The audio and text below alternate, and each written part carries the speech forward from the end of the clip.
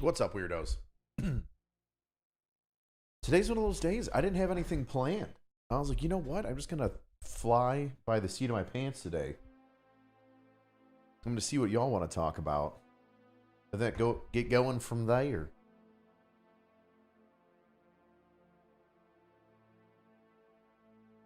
It is the handsome bald dude you follow. There's only one. There couldn't possibly be another. I'm gonna have to grow the mustache back. I don't want to shave.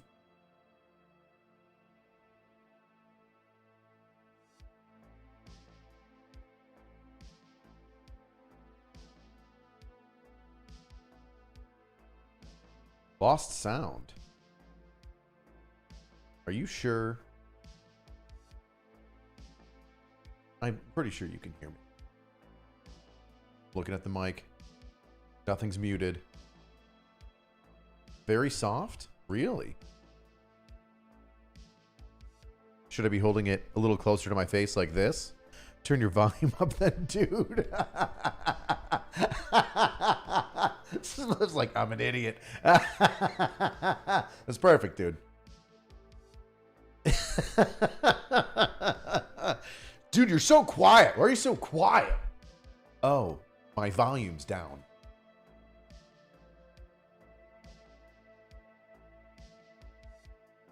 Yes, Phoenix, I do sound fine to you because you have your volume at an appropriate level on your computer.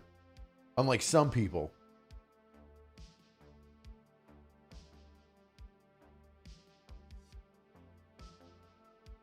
Oh man. You know, there's a lot to talk about. I don't know what I'm going to talk about. I'm not going to talk about the $100 million stolen by the lady from the United States Army because that's tomorrow's video. That's right. Tomorrow, bright and early. I don't know if I'm going to do it in the afternoon or earlier on in the day, late morning, but that's going to go live. How was SHOT Show? SHOT Show was fun. I didn't mind it. It's my first time there. I've been invited a couple of times and I've been around it, but I never actually went into it. And it's kind of weird. It's like a library, but you can't take any of the books home. So you just show up, then you look at everything, and you say, ooh, ah, and you can pick it up, you can look at it, you can handle it, you can fondle a bunch of interesting items from, you know, different weapons manufacturers, etc. But you can't take any of it home, which is a bummer.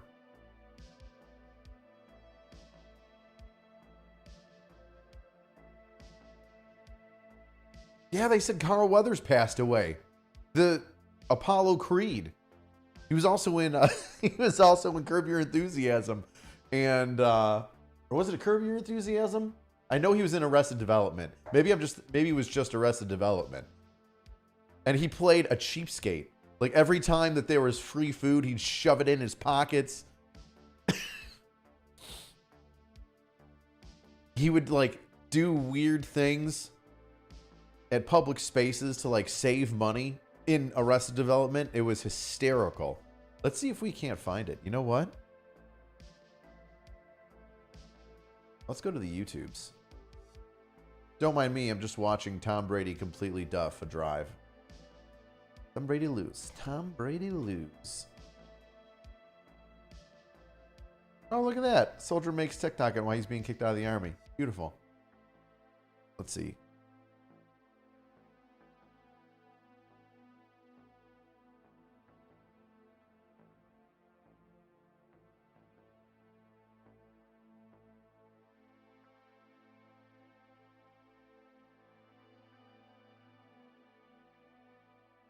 There's still plenty of meat on that. And it's so good.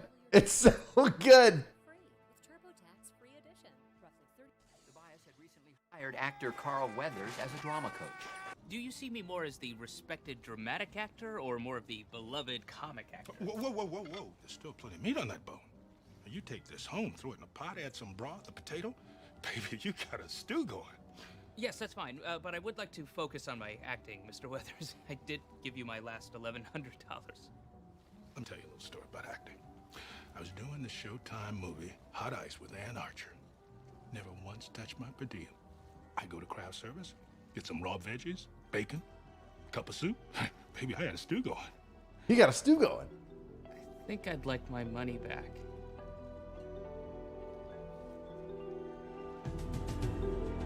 So good.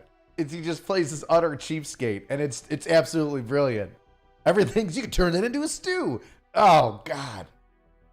He's gonna be missed. He's one of the only actors. He's like what, 70-something years old, and whenever these actors get super old, they dye their hair black or brown or whatever their original hair color was when they were 20. And some of these older cats just look bad. It's just horrible. He always looked great. He got a little bit of white in his beard, and he looks fine. But you see some people nowadays, actors and actresses that just can't let go. 68 years old, and they're just in jet black hair and eyebrows, and their beard just sticks out. It's weird. It's weird. There used to be a football announcer that did it. It wasn't Phil Simms. It was somebody. Somebody who used to announce football would have jet black hair. And you were like, dude, you got to give it up, man. It's super weird. It looks weird. And then one season, he was fine. No, you know who it was? It was it was a Buffalo Sabres hockey team announcer. And I forget his name.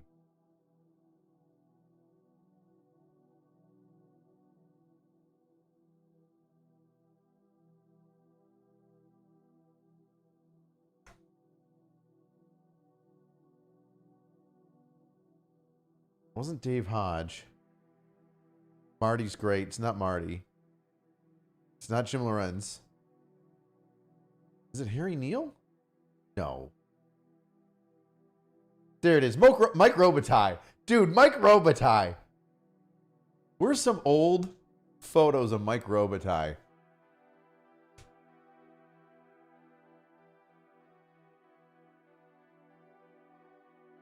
So he used to be like a silver fox. And he just like kept going with like the black hair and dyeing it.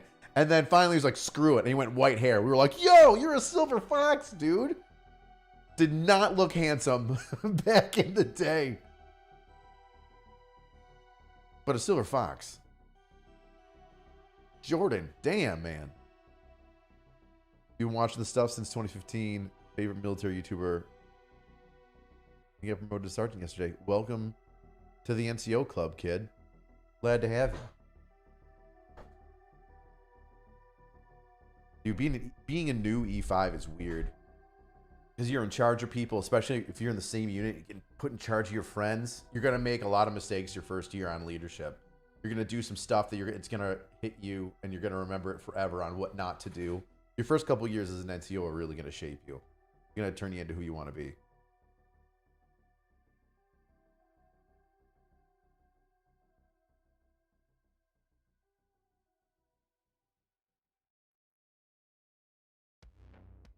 Is there a live police pursuit in Los Angeles?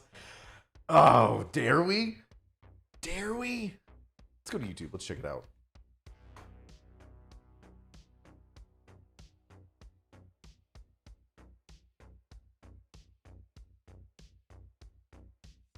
Should probably just...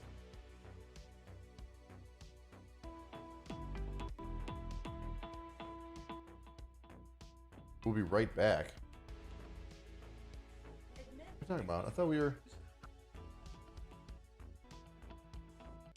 Did you already do it? Judge, I think the case law is clear. The defendant didn't have to testify and she did not have to rely on her attorney. I also think Ms. Smith... And Santa Clarita. Oh, I guess it's done. I guess he crashed already.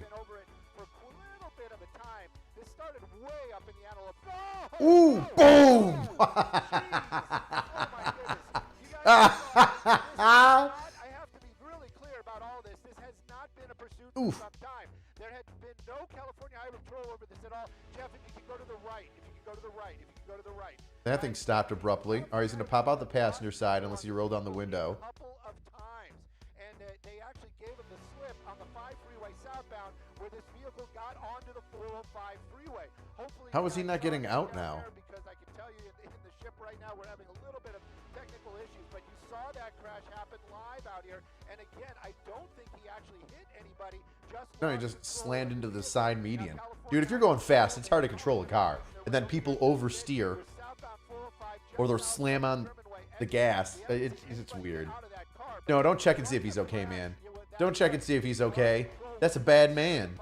No! He's gonna carjack you! No! It's a good Samaritan right there in that vehicle. And right now, the only thing they wanted this vehicle for was speed. But you know what? You just don't know what's going on inside that car. That door trying to open up, those other vehicles moving along. Dude. This, you know, it sounds like heartless, but that might be the best thing to do because we don't want to see somebody get carjacked. But again, on that same breath, we don't want to see anybody get, you know, I want to see this guy pop out of the car. I'm surprised he hasn't popped out of the car yet. I would have thought that he would have gotten out and ran already. Be like, oh man, I'm scot-free. Oh, shut up, Avril. How many hits does Avril Lavigne have? Dude, because there was no 5? She have a couple? They get given up earlier on because of the erratic driving. He zigged when he should have zagged. You're absolutely right. If you don't zig when you should zig and you zag when you should zig, you're gonna have a bad time. No. Dude, is he rolling to the window? Is he getting out now? How is this guy still in his car? Dude, if I was California Highway Patrol, I would be burning a line straight to him. He's like, oh, he's crashed? He's not getting out? He's still there? Let's go. What's going on here? Stay away from him. No. It is heartfelt that somebody is coming to see if these people are okay. That was a violent crash. That was Bro, get 80 miles an hour or more into that center. Where are the police? Please, please. We did see the door open, so that's a good sign. Please. Please don't let anybody get hurt. Rendering help, but you don't Like, I can't see inside. their intent was in there, especially with those high speeds. I wonder if these are people that previously... Highway Patrol coming out, they got their There's this guy, he's like, I was over there. He kicked the door closed. There you go. Let's close the door and let's bust out that window and let's have a little bit of a talk. This is what goes on. When Oh, you're man. in the public at You love to see it. It's such danger. You know, imagine if this car hadn't hit that center divider. Imagine if that was one of your friends or family that had gotten sideways when this crash happened. You can see that Dude, dude. Don't know if that's the passenger and or Hysterical. Gosh, you know, police chases, there's something else, man. They're just so fun. I think they're fun because they're dangerous. You know what I mean? It's like skydiving or any other like extreme sport. You just get excited. You're like, just the thought of something happening is very exciting. Oh boy. And I didn't see him throw anything outside the car, right? I didn't see it, like the windows come down and him start tossing stuff. I mean, I saw a couple things fly when he was rubbing up against the side of the median. So if he ditched a gun or something, all you got to do is just backtrack like a couple 100 yards. Or are you in flip-flops and socks? Or did he take off his shoes and leave his shoes there? That's how you do it, man. You take off those shoes and you leave them there. Right. You're walking barefoot. I'm making sure you got nothing on you. No chances.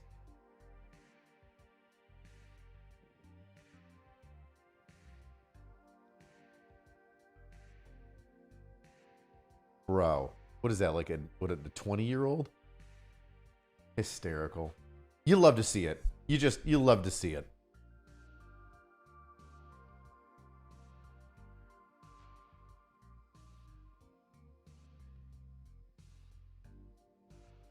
Make him walk in his undies. Yeah. And Plate cover. Dude, that's why we don't allow plate covers in New York. they're gone. They're like, no, man. You want to hide your car's license plate so we can't, And we're like, still live on get you? CBS. Sorry, CBS. Sorry, dude. Sorry. You got to make that thing visible. They still searching? Man, they're really searching him. Good for you. Way to go, LAPD. I will say this. One interesting comment or post. It was a long, I don't want to say it was too long ago, but it was, I think it was this year. It was previous summer. Police posts. Follow them on Instagram. They posted something about police rushing up to a vehicle quickly, right? Hey, you got in a car chase. Car didn't pull over right away, and then it stops. Take your time. do a felony car stop. You know, get behind the car, wait for more officers, call them out of the car, bring them back, hands and knees, cuff, secure, and then go up with a team and then search the car.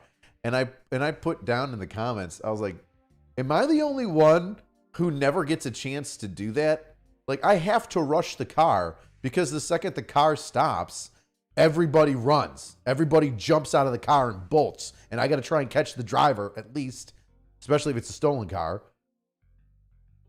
So I put that in the comments. I'm like, I have to run up and go after the car.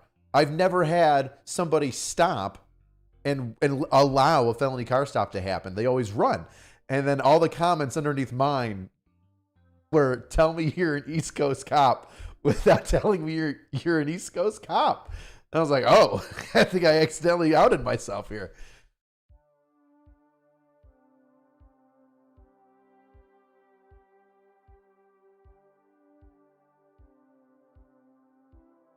Do I have any stories of waffle or pancake face?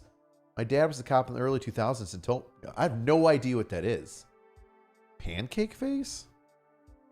No, I'm not going to start. You're not going to get me. No. I'm not even going to look at it. You're going to start telling me to look for a blue waffle or some crap. I'll pause on that. Cops that pulled you over in Tennessee said my nakedness was reasonably suspicious. Hey, man, if somebody's calling and saying there's some weird guy in the park that's like flashing kids and they see you without any clothes on in your car, some people might call that a clue.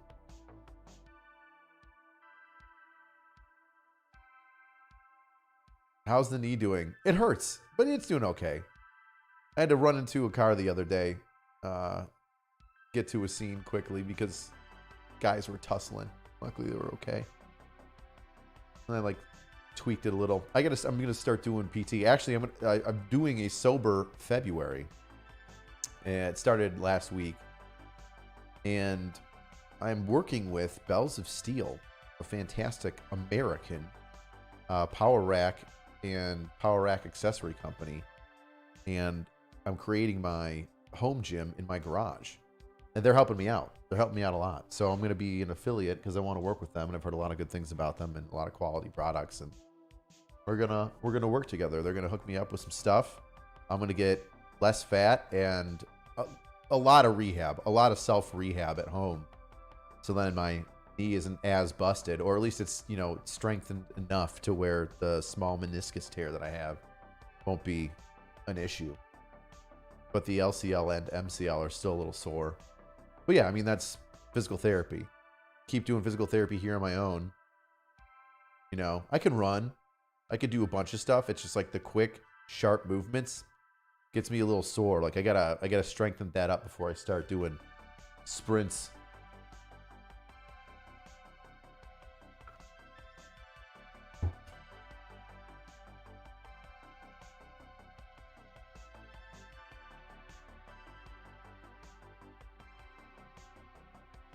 Me and HLC need to organize stream time so we don't have to watch each other. Is he live again? That son of a bitch. Kentucky Ballistics on Angry Streams. It wouldn't be a bad idea. Dude, I don't have a podcast. I don't know if I'll ever do one. I just like live streaming. I like figuring things out with you weirdos here, and we go look stuff up and get a little bit more educated together. And then I crack jokes, obviously, while I'm talking about this stuff.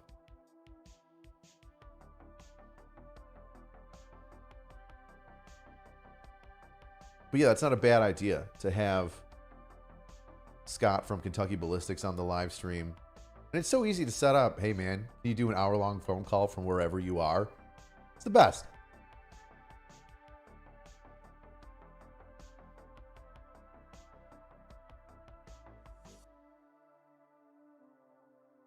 Remember being a young soldier and the idea of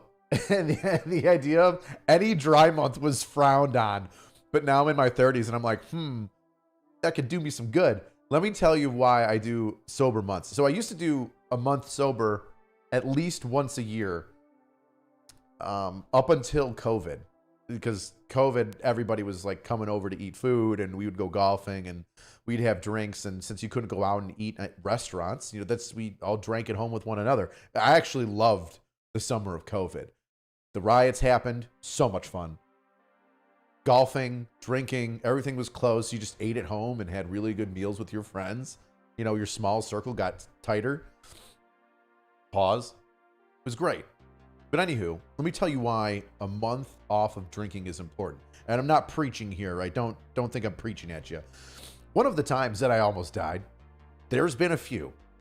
I got in a bad jet ski accident and I punctured my lung, spleen, and broke some ribs. And I was... Or no. I think this was a vehicle rollover or something. Yeah, I think I crashed my car.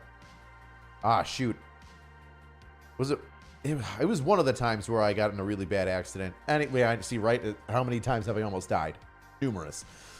One of the times that I almost died and I got in a bad wreck, I went in to go see a doctor at the local emergency center, and it happened to be a friend of a friend. He was like, "Rich, what's going on? How you doing?" I'm like, "Yo, Steve, how are you?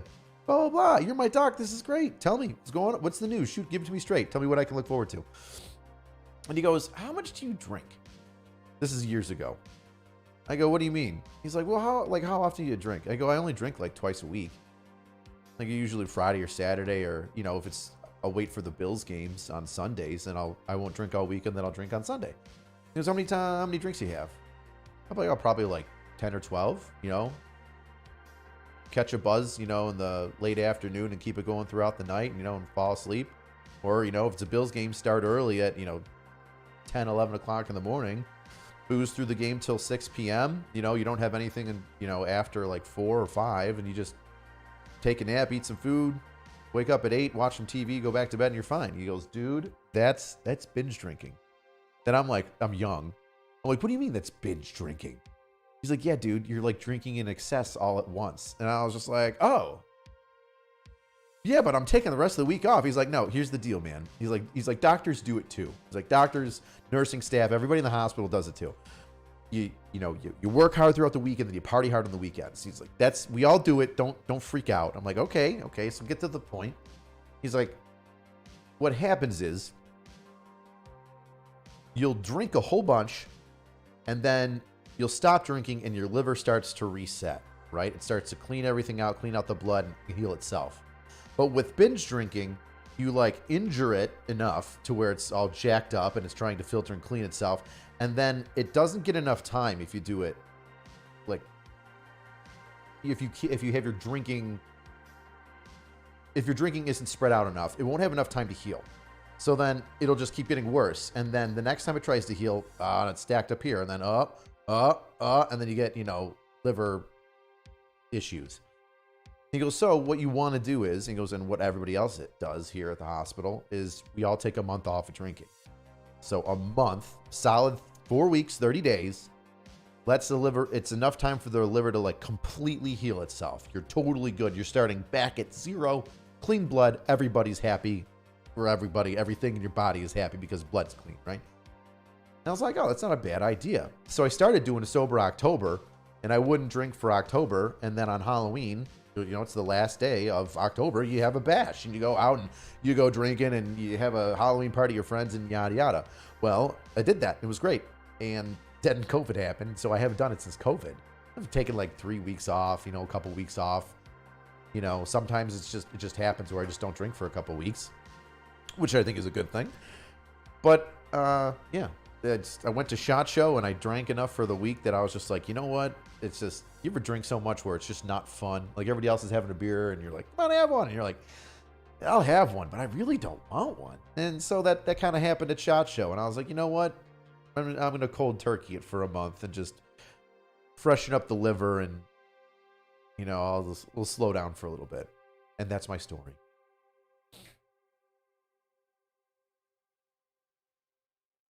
My body's being held together by a couple of threads at this point. Yeah, but it's kind of like the threads in the cartoon Hercules. You can't cut them.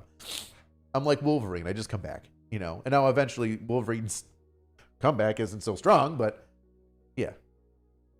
Favorite beers? I don't have any. I do not drink them. I used to drink beer. I used to drink whiskey, but now I just drink tequila. That's it. Tequila actually gets along better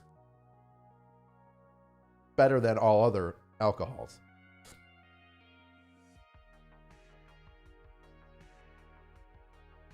Do I have a golf tournament at all? No, I don't. That would be fun. I don't know if I could get enough people to show up in Buffalo for that. You're going to have it in like a larger city where there might be some followers. Why did YouTube delete my video on Houthi training? So I talked with some YouTube people. For those of you that aren't aware, I did a video on the Houthis here, and we looked it over. And then I thought it was absolutely hysterical. I thought I'd make a sketch out of it and then post it on the normal channel. And one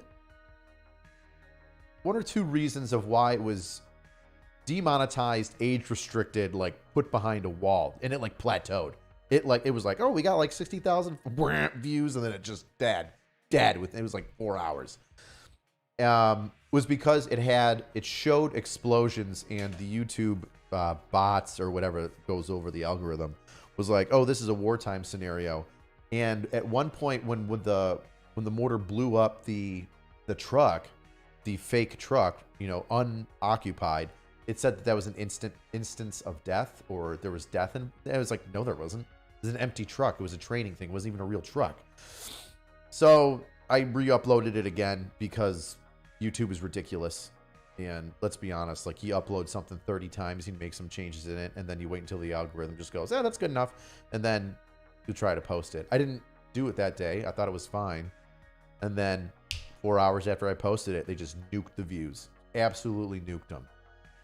Which is a bummer because I worked really hard on that video and I liked that video.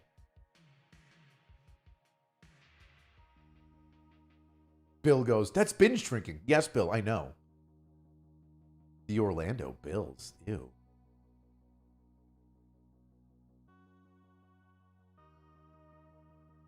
Pretty sure you didn't see me without a drink in my hand in Orlando last year. Was I in Orlando last year? Oh, yes. I went to the Bills game earlier on in the season. Maybe. Why know this old crack house? Dude, I'm waiting. I'm trying to get the cabinets in and get the doors fixed, and then I'm going to start buying furniture, and it's just taking forever. Everybody's busy. In the wintertime, everybody does jobs and stuff like that, and I can't do it myself. I don't know how to do it myself, and I'm not going to chance putting down cabinets and then having a wonky granite top on the top. I can't. So it's killing, dude, it's killing me. Trust me. You think you're frustrated? You want to see an episode of This Old Crack House? Bro, I want to make an episode of This Old Crack House so bad because we're right there. We're right there. I just need the kitchen in, right? Put in the cabinets, get the countertop on. The bathrooms, I think, are done now. Like toilets, sinks, everything. I'm just like, what am I going to do? Like, here's a cabinet. It's off. Here's a cabinet. It's in. All right, cool. There's like 5 minutes in a 15-minute video, right? Hey, the toilet's in. Oh, never seen that before. Hey, the sink's in. Great. Now we've got what? 7 minutes of a video? Now I got to buy some furniture. I got to throw it in there, and then eventually got to put it up on Airbnb. Trust me, the second that I can get it in, it's going. I'm dying. And that's no jab at the friends of mine that are helping me out. They're doing phenomenal. Everybody's busy. It is what it is. But dude, trust me, I'm dying to get it. What's up, Danny?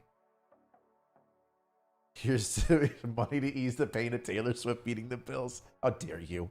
How dare you?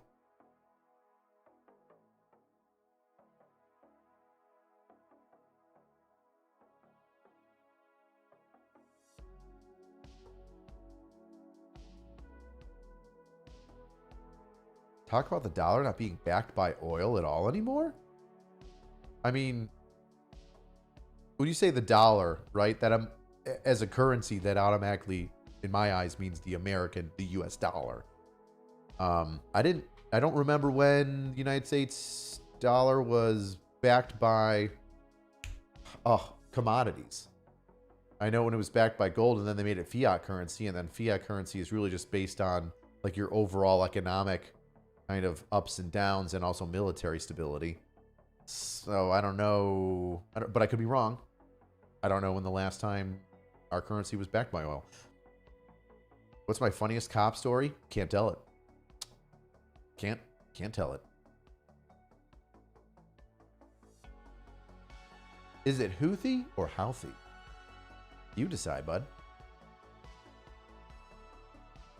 Yeah, interesting when I got the footage from YouTube. Yeah, I know. Dude, it made me furious when the Houthi video was just blacklisted, because I got all the video from umpteen different news sources had that video posted, and a whole bunch of them, all of them, were monetized. And I'm like sitting here looking like, how is mine? There's an instance of death when the orders dropped, and everybody else is fine. So frustrating. And I guess there's some ways around it. I guess I gotta watch what I say. Like, one of the things is like put a disclaimer at the beginning and be like, none of this is war footage. This is all training footage. No individuals were hurt at this. This is a video for educational purposes. I guess if I say that, the bot that watches the video will be like, hey, whatever. Okay, you're good to go.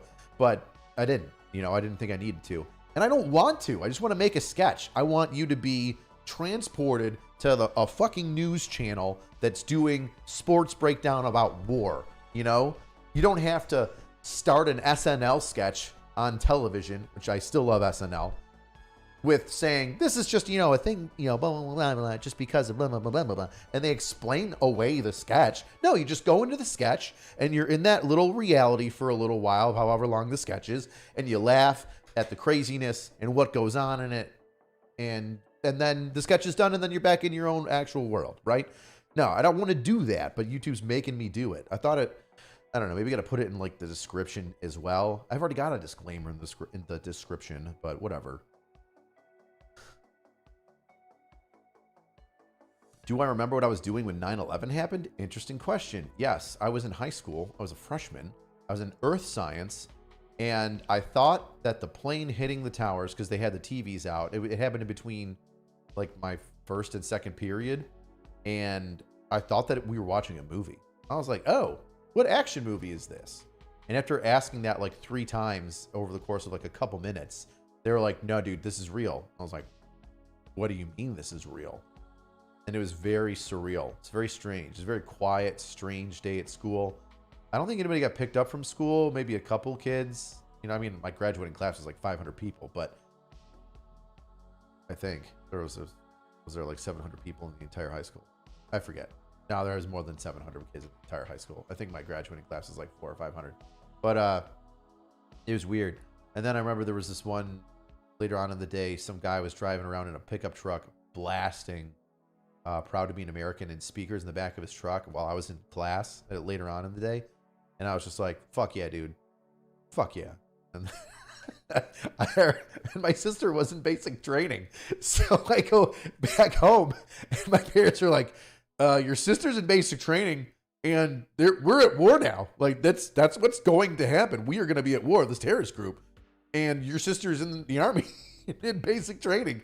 What's going to happen? And I'm like, she's probably going to go to war. It's like a 12-year-old.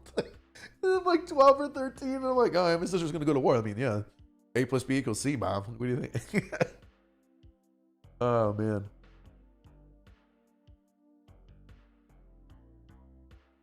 I got to scroll down. Oh, man, it's funny. Unsub in O-Town. I don't even know what that means. But tomorrow, the Unsub podcast is going to be playing the episode with me and Fat Electrician. Was it Fat and Angry LA Drift? It's going to be funny. In fact, I had such a good time and I laughed so hard because it was Eli, myself, Nick, and Brandon Herrera. And I laughed and had such a good time. I'm probably going to watch it tomorrow. I don't know if I'll watch it like right away when it comes out, but depending on when it comes out. But yeah, I laughed so hard there. I'm probably going to watch it just to laugh at some of the stupid jokes that we told one another and busted on one another. And I'm not going to lie. The ending is good. The ending is good. I had to do it. I had to do it.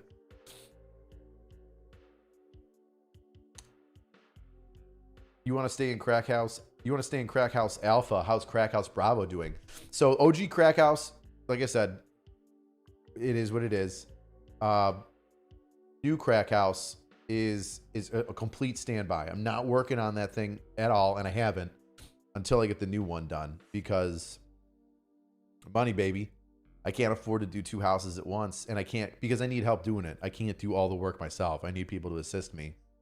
You know, I've got the popo job, I've got the reserve job, you know, drill sergeant shit, and then I've got, you know, YouTube, this, and then also, you know, this whole crack house. So it's difficult to find time. And honestly, if I could do all of it, but I wouldn't have an hour to myself a day. I would just be constantly just at it, which I could do, but that's burning, you know, the wick at 2 ends. So I need to wait for people to help me out, and that costs money, right? The biggest expense whenever it comes to construction is labor.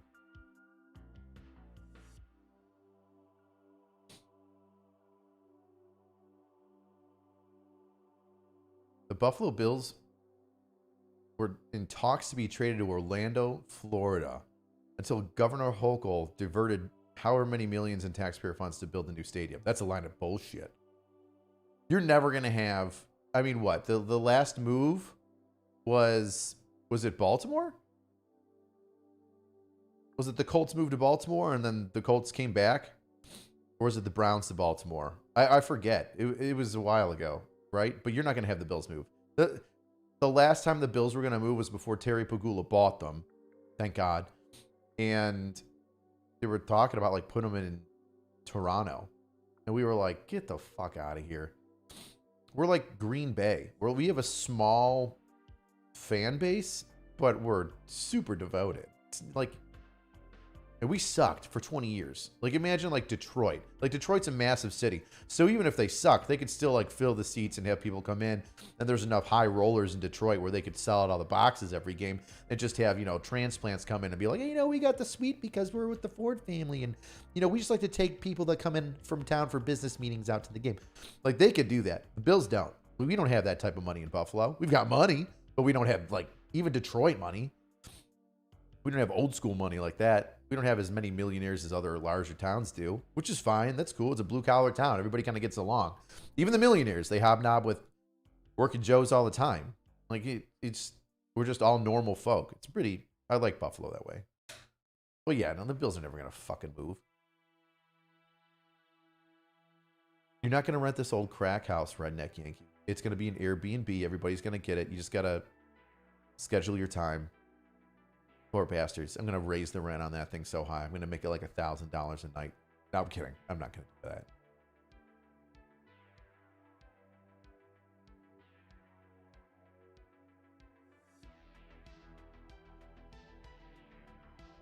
The conscription threatened by the UK government. Interesting.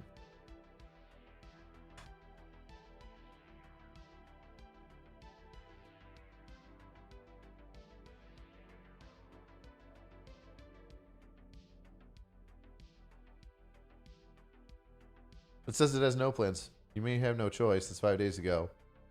And then, what was it? 5 days ago was the 28th. It says no plans for conscription. And then what are you talking about? So one says no and one says yes. I hate this. Reject all. Get out of here. But to enlist citizens in this country is not ready for a Russian threat, says former colonel. I mean, if there's a war, yeah. See, I hate that shit, man. I hate headlines. Oh, it's got to grab you. Like, why can't you just be honest? How about you just give me good reporting? Yeah, for a Russian threat, like if Russia attacks the UK, obviously a peacetime country is not fully equipped to have a wartime battle staff, a war-capable battle staff, right? You need to get more people in. That's why there's like drafts and stuff.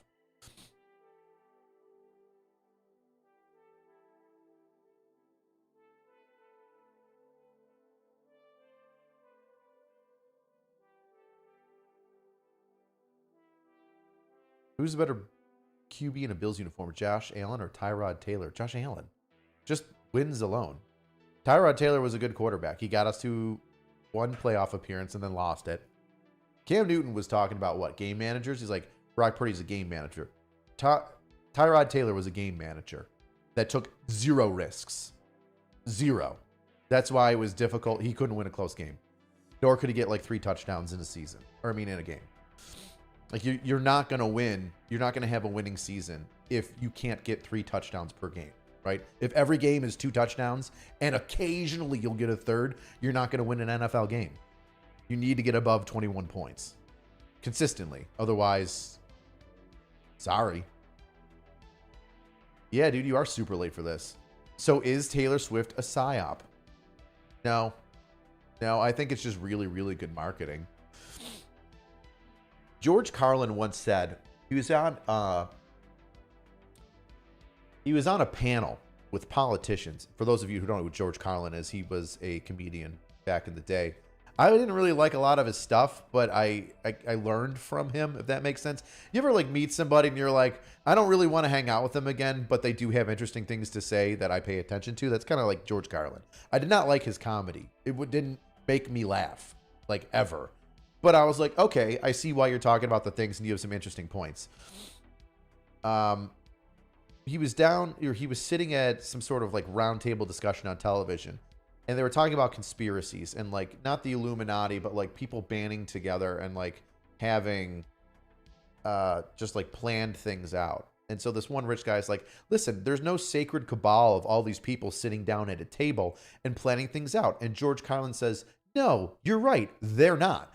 But if there's 10 different colleges and the most powerful people all went to the same 10 colleges and went to the same 10 courses and go to the same 10 racquetball, tennis club, golf club things and constantly meet with one another, then obviously they're going to have aligning values and ideas or prospects that they would invest in. So, yeah, there may not be an official, wear the ring, I'm in the group kind of, control going on. But there are people with similar interests that have been hanging out with one another and they network and they have so much money that everything goes their way that, yeah, things can get pushed. Now, that being said, I say that that's like Taylor Swift and, the NFL and Kelsey, because why not take advantage of something that's already there? If Taylor Swift, I'm going to say the most successful music artist to date right now, right? Like maybe she hasn't sold as many albums as the Beatles or Michael Jackson, but currently money-wise, monetized, right? She's probably the most powerful or most wealthy singer, songwriter, performer in the history of the world, because she put out a video of a concert and it got like $100 million, right? And her tour's insane. People were selling their tickets for like 10 grand. So if you're the NFL and you immediately have this draw, right? Because she's got 21 million people that follow her on Instagram. You're immediately going to, all you have to do is show her on the screen. Hey, listen, camera 1, flash Taylor Swift on the screen because her followers are going to come over here and buy Kelsey shit or some other shit or whatever. We're going to make more money. And there was a post the other day. It said that the NFL made $333 million, boom, more, specifically because of Taylor Swift. So she's not a PSYOP. She's just... she's a fluke business opportunity that they took advantage of, right? She fell into the NFL's lap by dating Travis Kelce. And here's another thing. There was I watched a video. There was an NBA player, and I forget his name. I'm horrible with names. Every story I have, the name is a moot point because I'll never remember it. But there's an NBA player, and he was at an interview, and he's talking to somebody, and he's talking with his agent. They're like, hey, Nike wants to have you rep their gear, and they're going to give you $1 million ad deal. He goes, what? I'm doing really well. I'm on a good basketball team. I'm an all-star. I'm worth more than $1 million. And his agent is like, no, you're not, because they don't think that you have that name, that clout that's with you right now, right? They don't think you have the clout, the power in your name. And he's like, huh. So he talks to a couple people, and they say, listen, you just need to throw a party with a bunch of rich people or super well-known people, popular people, pop culture people, and your social score will go up. They'll think that you're you know, you're a bigger deal and you're hobnobbing with all these cool people and you've got more pull, and they'll pay you more. So I forget if it was like he wanted $3 million, right? He goes, cool, I want $3 million. I'm going to spend $200,000 on a party and pay for famous people to show up, right? Like just an appearance fee. You're like, hey, listen, I want Taylor Swift to show up to this party. And Taylor Swift's agent's like, it costs $50,000 for Taylor to show up for 4 hours at an event and do nothing just to show up. You're like, okay. So he hires like 2 or 3 or 4 or 5, 6 people for like $200,000 along with the party. They show up. He takes photos with them, right? Well, then the next week, you know, his agent, it's all over the pop culture media and shit like that. Oh, he's hanging out with so-and-so. He's hanging out with so-and-so. And then Nike's like, oh, hey, yo, we'll get you $3 million. We absolutely, you're worth $3 million. You know so-and-so and so-and-so. And you were just partying with him last week. Well, he spent $200,000 to get an additional $2 million from Nike. It's a smart business decision, right? Is it a PSYOP? No, it's just somebody taking advantage of a position. Swiftie fans are insane. I know. I live with one. Biggest PSYOP is that her music is popular at all. I liked her older stuff. Like there was a really funny SNL skit where it was like people realizing that they were Swiftie fans. They're like, oh man, who's this? You know, and it was white, black, Hispanic, guy, girl, it doesn't matter. They were like, oh, what's this song? It's slamming. They're like, oh, that's Taylor Swift. And they're like, you know, in like slow-mo, and they're like hearts beating, and they couldn't believe it. No, she's got some good songs. I don't like her new stuff, but I'm not like into her, and I don't like follow her.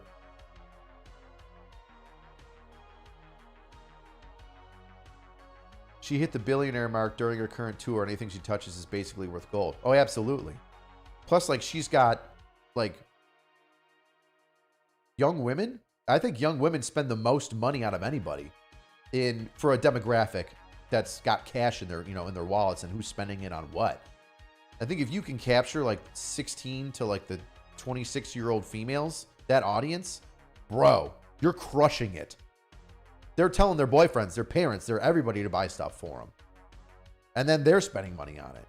Yeah, if you can get that demographic, that's money, baby. I can't marry Taylor Swift, unfortunately. Her name would then be Taylor Taylor, and it'd be weird. You could just call her T squared. The artist formerly known as Taylor Swift. Thor, you got a blank space, Richard. And I'll write your name. That's a good one.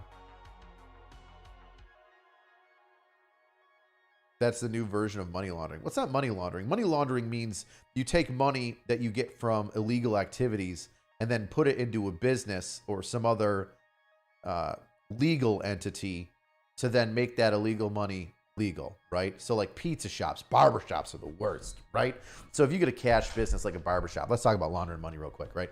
You get a cash business like a barbershop. And anybody that goes to inner city barbershops, you know, sketchy, cash only, like everybody's smoking weed out in front of it, you know, even when weed was illegal, you know them, right? Those were money laundering shops. So you'll have dudes that, we'll stick with barbershops, right? Let's say you got a couple barbers, or you got the guy that runs the barbershop, and we'll say he's involved in the drug trade, right? So they'll sell a whole bunch of dope inside, outside, around barbershop with like different smaller, you know, like the guys that actually do the deal and that move weight. And then they'll bring the money inside the shop and give it to the head, right? And he buys more coke, more whatever. But what he does with that money is he'll take the coke money, dope money, and he'll put it in one big pile with the money that he and others have received from the barbershop. And then in his taxes says, oh, I got, you know, this amount of money from cutting hair this week, right? Well, you know, eventually it catches up. You need more barbershops. You need a laundromat. You need something else because nobody's going to believe that you're making, you know, $20,000 a week cutting hair. But that's laundering money. That's when you take money from something nefarious and illegal and you mix it in with a legitimate business and you make that business propped up with the dirty money. And then on taxes and everything else, it seems legitimate. The next breakup album from Taylor Swift with the football guy? I don't know. Dude, Taylor Swift is super, I think she's 30-something years old. I think she's my age. She's like 35, 34, 32, 36. I don't know. How old is Taylor Swift?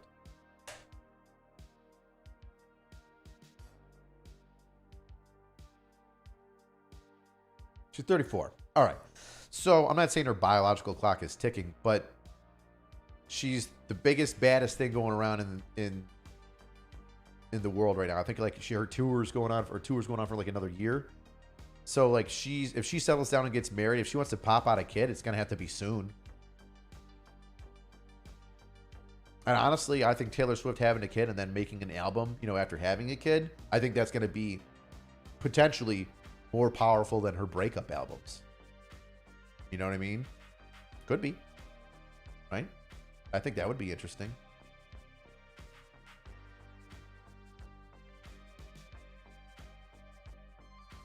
Am I a closeted Swiftie? No. I wouldn't even say I like the music, but I know that doesn't make me a fan. I don't follow her at all. You don't use Spotify? Spotify's the best. Prove it. Show your Spotify playlist. It's got Taylor Swift in it.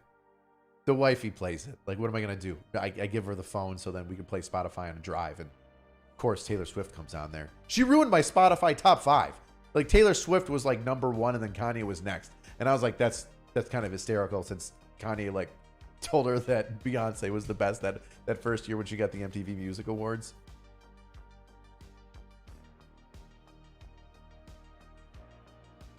Best haircuts, and I got a gram on the way out. That's right, man. Money laundering.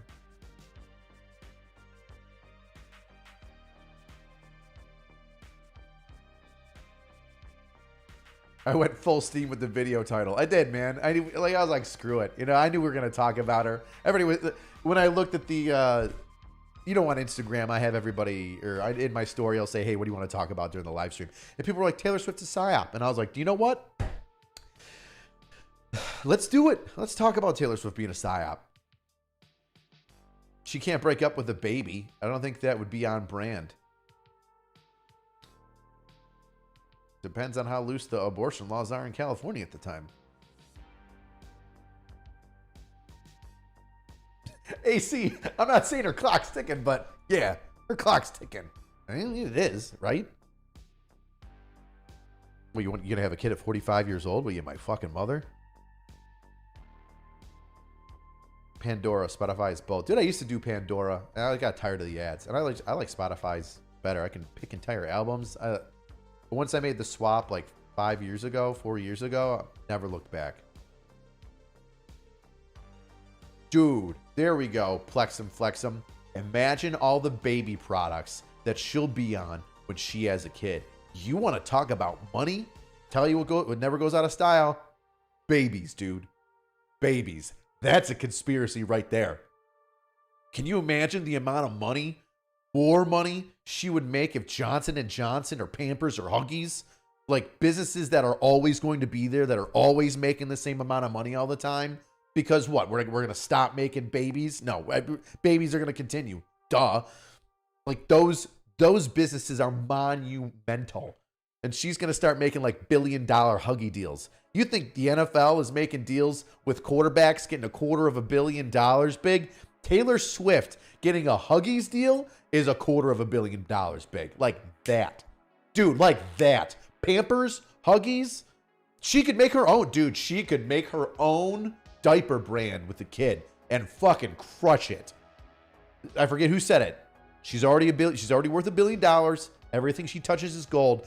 Now imagine if she goes with organic baby butt wipes and diapers and her own baby satchel carrying thing at Target. Dude.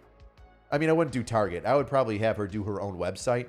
Work with Lululemon or something. Something that's established but quality. Taylor, hit me up. I'm a business icon. I'm telling you how to make money, kid. Throw it my way. You don't need a private jet all the time. Let me borrow it so I can go to a Bills game drunk. Let's go. Don't lie.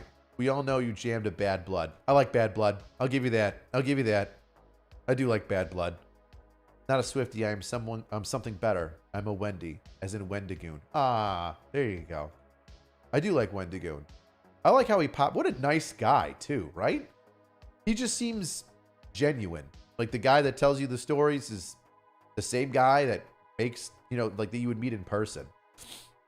I've never geeked out over a YouTube person before. I mean, I don't think I ever will, but he seems like a cool dude I'd like to meet. There's like YouTubers that I like to watch that are entertaining, and then there's YouTubers that I like to watch that are entertaining that I would also like to meet. Just like have a beer and just chill out with and bullshit for a little bit. And Wendigoon seems to be like one of those guys. His storytelling ability is on par with the Fat Electricians. I could listen to Nick, Habitual Line Crosser, and Wendigoon tell me about something all the time. I don't know if I'm they're like an informative storyteller. I'm like an asshole storyteller. I just complain about shit and call out how dumb it is. These guys actually inform us of something. I just add my own stupid little commentary on it.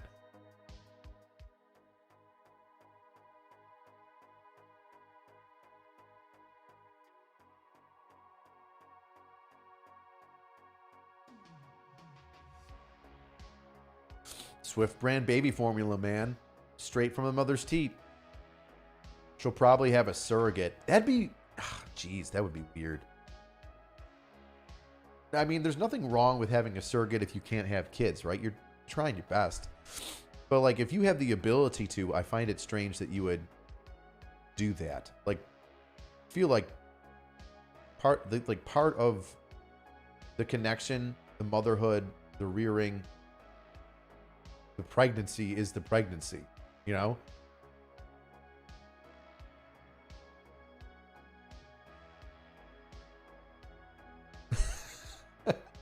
I don't want Taylor Swift logos on their crotch for diapers. Simba's far more than enough. Good call, man.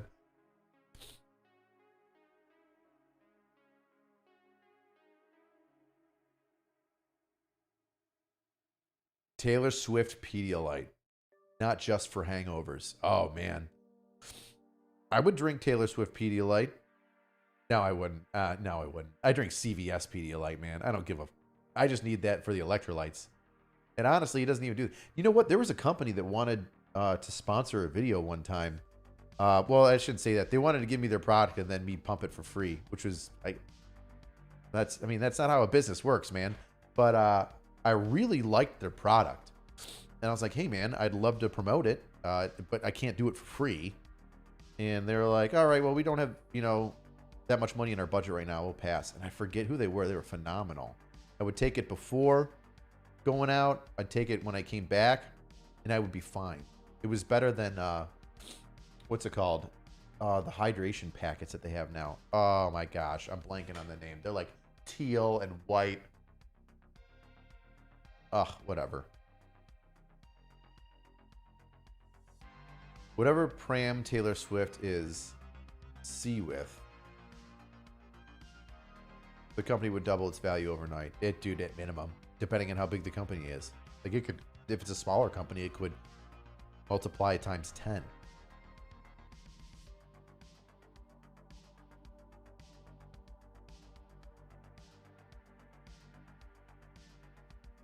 Celebs are weird people that do weird things, but we're all weird people that do weird things. They're just in, like, this weird world where everybody accepts what they do, and they don't have friends to tell them, oh, that's weird, I wouldn't do that. So they just keep doing shit that's off, weird, strange, and nobody corrects them and brings them in like a normal person. Like, let's say that you started spitting on your baby's feet, just as a joke, and then the baby liked it, and then you kept doing it, and then your friends came over, and they were like, oh, you know what? I still want to be so-and-so's friend. I'm not going to tell them that spitting on the baby's feet is weird, right? Well, then you're going to keep spitting on the baby's feet thinking that that's okay. Whereas in a normal group of friends, if you spit on a baby's feet over and over again, and when your friends comes over and sees you do it, you're going to be like, what are you doing? Like, I'm spitting on his feet. It makes him happy. You're like, don't do that. And you're like, oh yeah, why am I doing that? It's like one of those, like, checks that friends do. Obviously, you're not spitting on the baby's feet. I'm using that as, like, an analogy, but something as weird. Celebrities don't get that like we do. That's why comedians are different than most actors. Because comedians still have to go up in front of normal people and talk to normal people and talk about the world and live in the world. Because if they don't, then they're not funny. They can't relate to the audience anymore. So you don't see a lot of comedians losing their shit. You'll see some comedians losing their shit, and they usually lose their shit when they get in like a bubble. when they're like in LA for too long and they don't leave it. Like, oh man, who, like Trevor Noah. I can't stand Trevor Noah. He was a great comedian, and then he became the head of the Daily Show, and then he just became this pompous, arrogant asshole that was just like, I'm always right, and my butthole smells like roses. And I couldn't stand him anymore. I couldn't watch him. I don't like he talks down to you. Like he's the only one that knows what's going on. And he can't believe that you don't even know what he knows. Ugh. I hated it. I couldn't. And then Jon Stewart, who's always been a lefty, which is fine. He left the show, did his own thing, you know, and then wanted to come back and do a show again and did it on Apple. And then he started saying crazy shit. And I'm like, oh, John, please no.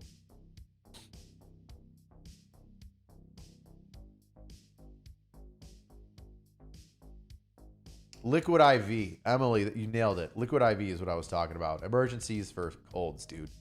Steven, you're weird.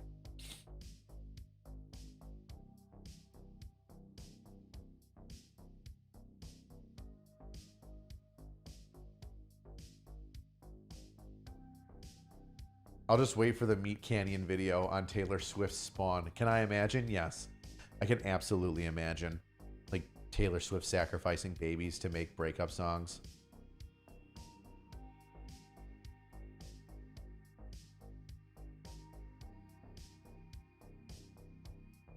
Much like Fail Force 5 and their failed comedy panel during the writer strike that affected no one. Who's Fail Force 5?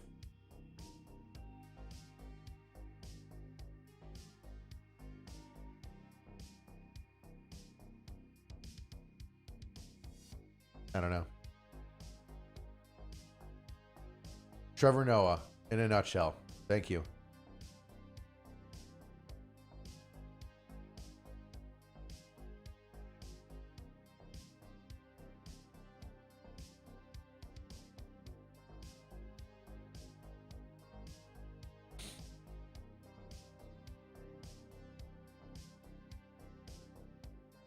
You say it's strange to have a surrogate if you're able to have babies, but would you opt to go through childbirth if you could pay someone else to do it? Like I said, it's part of the thing. Like, it's part of having the kid. Like, yeah, I think that's an important thing. Like, I'm not saying, oh, geez, this is a slippery path. I'm saying if you're there for every portion, the beginning, middle, and end of a pregnancy, into childbirth, into now parenting, there are significant feelings, changes, and connections with that child on your body that happen, that don't. Why half-ass it? If you can do it, do it. If you can't and you need assistance, absolutely. I'm not saying don't do a surrogate. I'm just saying I would think that it's better to go about it the way that it normally is. Ta-da. That's my fucking thing on pregnancy. Where the hell did this come from? Where do we start talking about this? Why are you guys asking me weird ass questions? I tell you what, this went downhill fast. Hey AC, what do you think about pregnancy? I don't know. I'm talking out my ass right now about it. I'm just literally just pulling random things out of the air, just being like, this sounds about right. I could 100% be wrong. I could 100% be wrong. There's somebody that's a surrogate that had a kid with a surrogate, and they're going to be like, you don't understand. Like, I don't. I'm just talking into a microphone about some random bullshit that a stranger online told me to talk about. I'm like, okay, I know, we'll see. So sue me. Oh, all the top late night comedians. Yeah, they all died. Stephen Colbert. The Colbert Report was amazing. He was playing a trope. I get it. Like, he was making fun of the right super hardcore all the time by being like Bill O'Reilly times 10.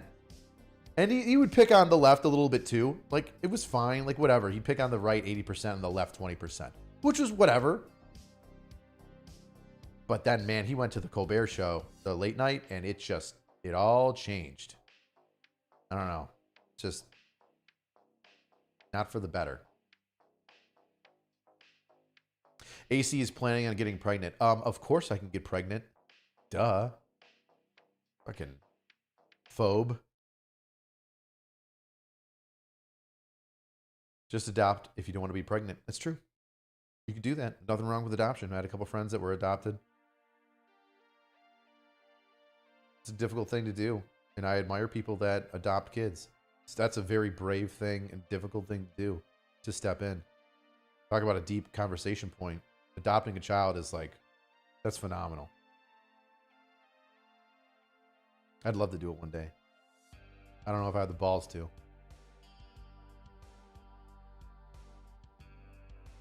Craig Ferguson was so great at late night. Oh, Craig Ferguson was great. You know who's also been great? Conan O'Brien.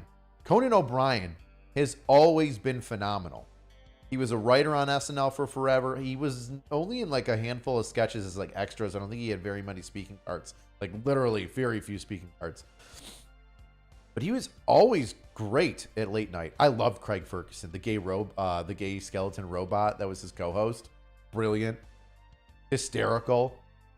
I used to like the other British guy, the fat round guy that would do carpool karaoke and stuff. And then like it was fun for a little while. And then the more that I watched, the more I was like, oh, this is all just super fake and lame. Never mind. And Craig, that's not Craig Ferguson. No, there was somebody else. I forget that guy's name. Who did carpool karaoke? Yeah, Craig Ferguson becoming an American citizen and getting Unite or Die tattoo on his forearm. I wanted that tattoo, and then he got it. Well, I noticed that he had it, and I was like, I don't want to copy Craig Ferguson, but I also really want that tattoo. I think it's a sweet. James Corden is the one that did. Yeah, James Corden. I was like, interesting, and then I was like, nah. I watched like two of his episodes where it was the spill your guts or fill your guts, and it was like tell a weird truth about yourself or eat something slimy, and like the 1,000-year-old egg or the pig entrails or whatever. Like it's all totally edible stuff. It's not Fear Factor shit. And they would like ham it up, and they're supposed to ham it up because it's a TV show. But I hate canned laughter. I hate the over the top. I have to be, oh, what do you know? Oh, it's so gross. I hate that. I tell you what, one of my favorite shows is, and it's on YouTube, is Taskmaster. I love Taskmaster. Honest to God, I would watch a marathon of Taskmaster with you if I could stay monetized. I just think it's brilliant. It's a comedian. It's two comedians, a host and his co-host, giving tasks to 5 other comedians, and they have to accomplish it in a time limit they have different statutes for how they have to complete each task. And each task is graded 1 to 5, and the one who has the most points at the end of the episode wins. And then it's a season, right? So they'll do like 10 episodes, and after 10 episodes, the person with the most points wins that season. And it's great. It's absolutely phenomenal. And like, you don't need anybody to write it. You just have comedians doing a task, and they're just smartasses out thinking things or overthinking things or not thinking things through enough. Just being smartasses and cracking jokes the entire time. It's brilliant. The American one died, which was unfortunate. The American one was just not the same.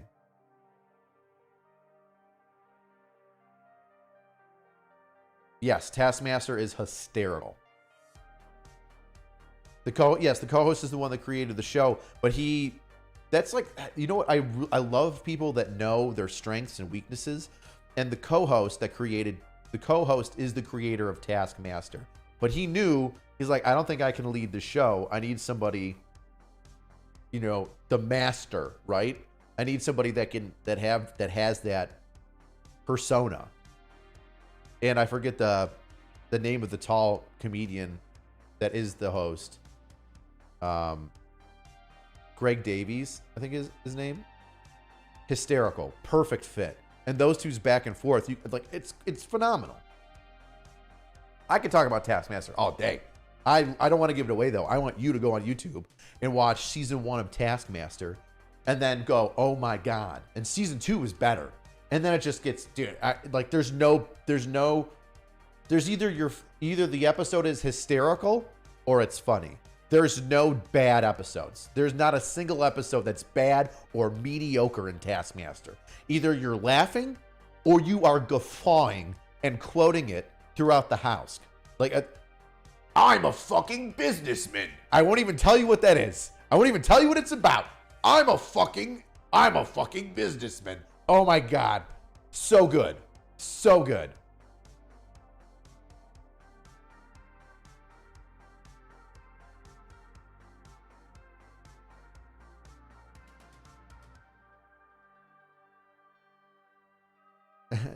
None other than little Alex Horn. Yes, dude.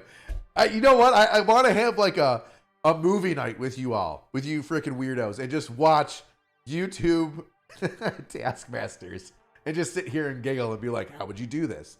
Like, there's seasons that I haven't watched yet because I'm saving the episodes so I can binge watch them.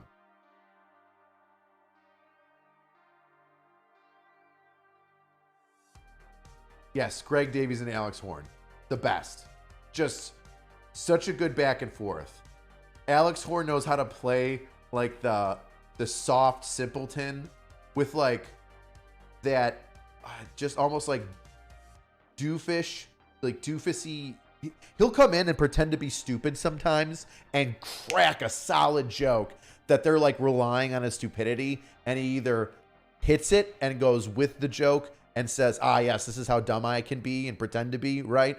Or he'll snap back and be a super quick-witted smartass answer that you would be expecting. Like, oh, here's Alex Horn. I'm going to pick on him. I'm going to say a joke that's going to be, jabbing at him. And then Alex comes back hard and fast with a good one. Oh, it's brilliant. It is like Whose Line Is It Anyway? But instead of it being improv, where you're like, you need to think on your feet and do stuff, it's natural conversations where you're just ripping on each other. And it's a competition. So instead of like thinking I need to be funny, you're just a naturally funny person as a comedian for the most part. That's just doing a task that's frustrating and you just think of shit to say about it. Listen, I'm not a comedian, right? I'm an internet smartass. I used to do improv. I did stand up like a handful of times. I'm not a comedian. I wish I could have that title, but I'm not. And let me tell you, doing improv, like you're focused on something, you're trying to be funny. If I'm out with my friends and we're doing something and I'm just bitching about stuff and just, saying random things to be entertaining or whatever, sometimes I don't realize how funny something I say is until my friends are fucking dying laughing. And then I start cracking up and tearing up because I'm like, oh my God, that was actually hysterical. And that's what it's like for these actual comedians. They're sitting here bitching about some stupid thing that they got to do in the Taskmaster series. But guess what? They're just being themselves bitching. And it's not until they see it on camera and everybody else sees it that what they realize what they said was hysterical.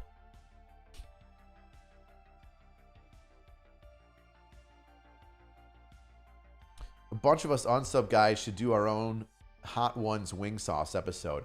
I think we should do our own version of Taskmaster. I just don't know how the hell we would produce it.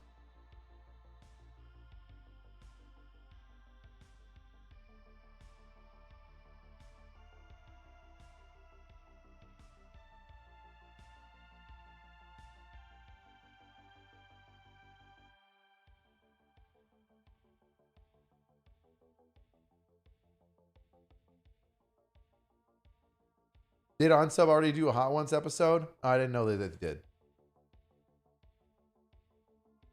did. AC, I'm putting together a team. No. Bud. Oh, God. That's another good. Get drunk and wing it. Absolutely. Sovereign Citizen Bingo. Dude, listen. You got to go and tell Donut. I've told Cody a couple of times last time I've seen him. Last 2 or 3 times I've seen him. Like, dude, I've got a good setup now. I've got this nice camera. Thank you to my Patreon people, by the way. If you ever want to support the channel, buy a shirt. That's great. But every single cent that goes from my Patreon goes directly into this. Gets me my monitors, lights, a computer for editing, lights so you can see me like this fantastic 4K camera. I love my patrons. They're fantastic. It's because of them that, like, literally we're doing this right now.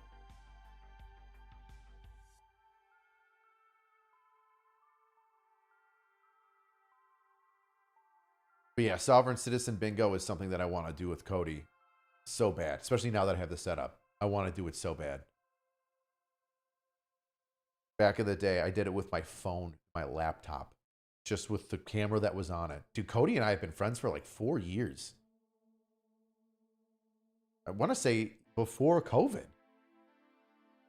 It's been a minute. I'd have to see what the last time that we did Sovereign Bingo. I think one of the times I did Sovereign Bingo, I was in my old house, like 2 houses ago.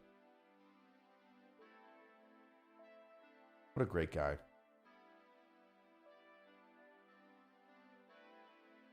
I don't know. Maybe I'll steal it from him. I'll politely steal it from him. I'll tell him, hey, listen, here's the deal, man. I'm going to do Sovereign Citizen Bingo. And I want you to do it. And if you don't do it, I'm going to do it this day at this time without you. Show up.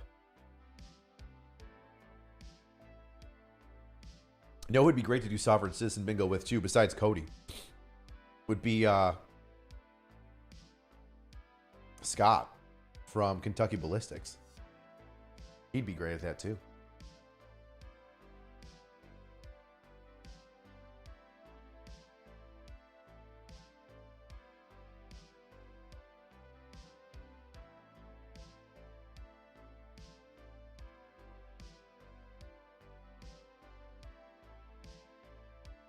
Who is Jeff Eck, and why are you asking if I'm a statue? Weird, Jeff. You're a weird kid. All right, gang. I've been working my balls off today. I have been picking up dog shit, taking out garbage, moving things around. I recorded a video. I edited the video. I got like half an hour to eat some food and watch one YouTube video while I played on my phone and text people back.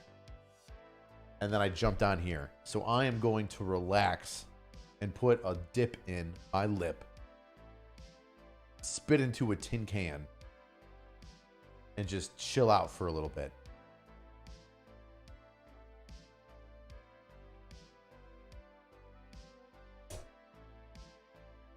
Tomorrow's video is going to be interesting.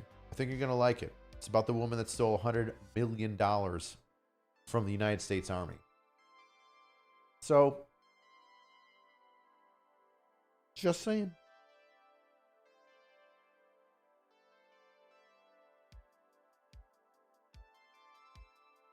Not real. Do I zin like the hip kids? Yes. I do zin, but I don't like it. I would prefer to do normal long cut. Let me tell you something. Those of you who have bad habits like dip. The straight nicotine pouches in Zyn give you a different nicotine buzz than tobacco leaves in your lip. You know, cut up, dip. And I do not like the Zyn buzz. It's like a... Instead of like, you know, a buzz after a couple beers, that long cut Skoal or Copenhagen, I like Copenhagen, would give you, it gives you like this weird, sick, woozy feeling. Like when you get the spins when you're drunk. And I do not like it. I do not enjoy it. But it does keep your teeth clean. So it's like, there's the trade-off. By the way, every time I'm done dipping, I brush my teeth.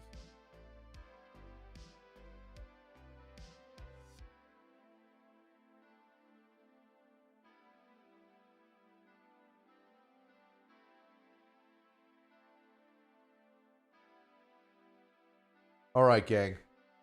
On that note, I'll see you weirdos next time. Hope you enjoy the video tomorrow. Keep your eyes peeled.